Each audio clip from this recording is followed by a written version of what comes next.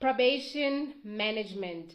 How do you manage probation, and why is it important for you as an employer to manage probation? As part of my education today, I'm gonna start by sharing a video, a very humorous video that was shared by one of my favorite TikTokers, where she's saying that struggling with setting a password after lying on your CV that you are computer literate. So let's take a look at that video, and then I will explain what you as the employer can do to address a situation like this if it were to happen in real life.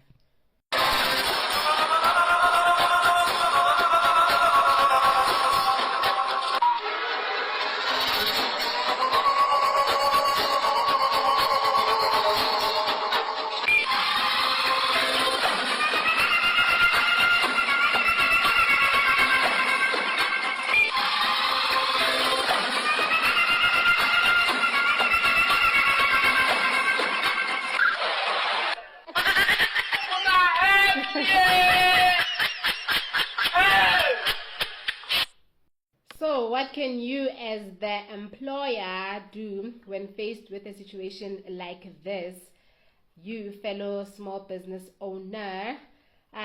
So what you would do is that you would do probation management, which is what is required of you to do in order to assess the new appointee's performance within the first 3 months before confirming permanent appointment. So I'm going to look at my notes to make sure that I do not miss anything. So the probation period should be reasonable, and it is dependent on the nature of the job. So this is the duration of the probation management. So for example, if it's a receptionist, it might be for a shorter period versus an accountant. And it should be reduced in writing, for example, in your employment contract or offer of employment. So I do have these available in my bundle, which you can access by clicking my bio or commenting or inboxing me. These I do have available as part of my onboarding, offer of employment, and an employment contract, where you would include it that there is a probation period, and then you would also reduce it in writing the duration of the probation period.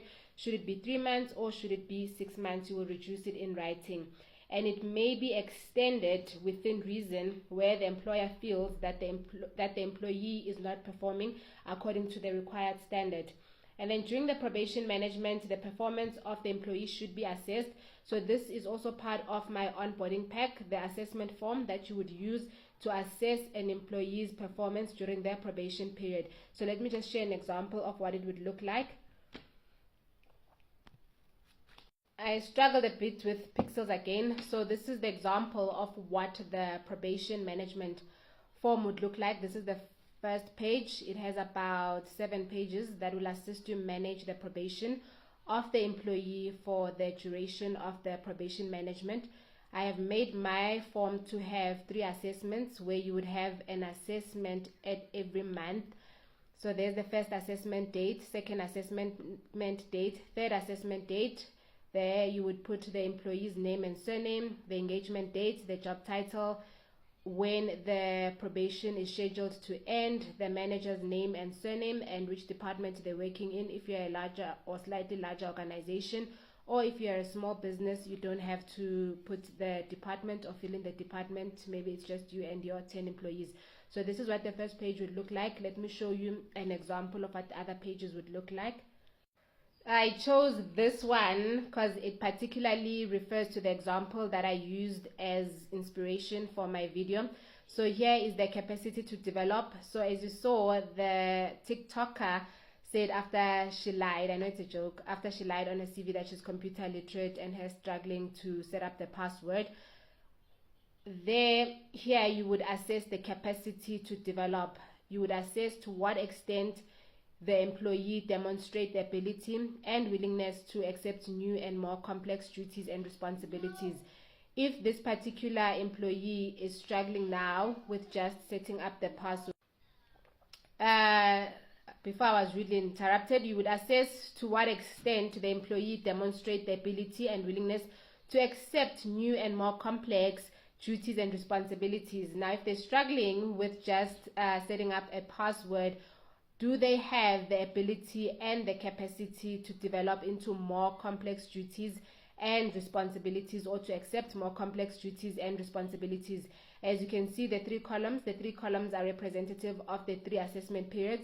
You might find, for example, that in the first assessment period that they don't demonstrate this. It is not evidenced from what you have observed how they perform their duties. But in the second month, you might find that they improve slightly, or they get even worse. And the third month, you might find that they even get worse.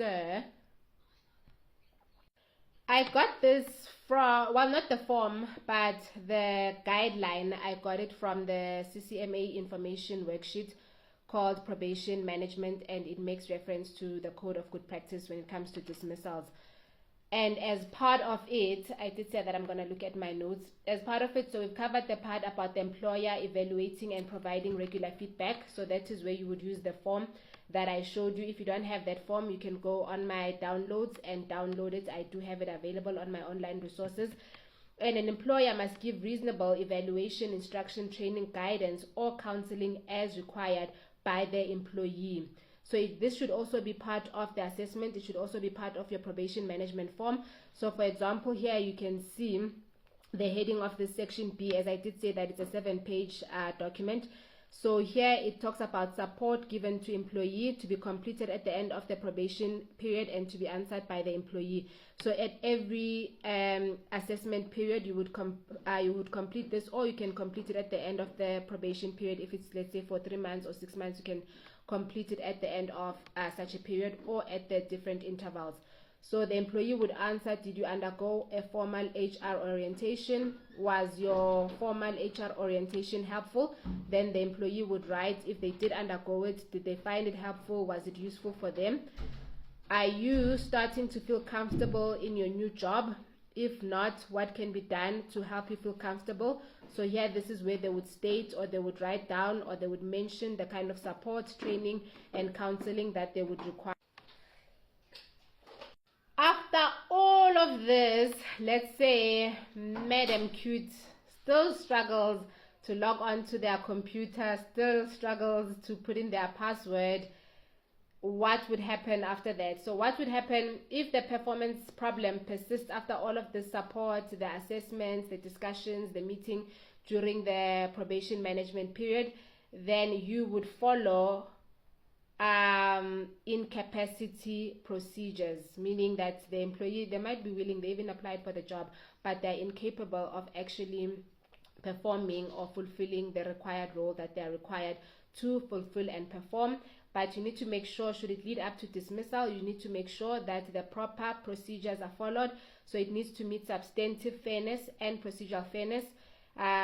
Procedural fairness means that the proper procedure has been followed leading up to the dismissal, and substantive fairness means that the employee has been dismissed for a fair reason.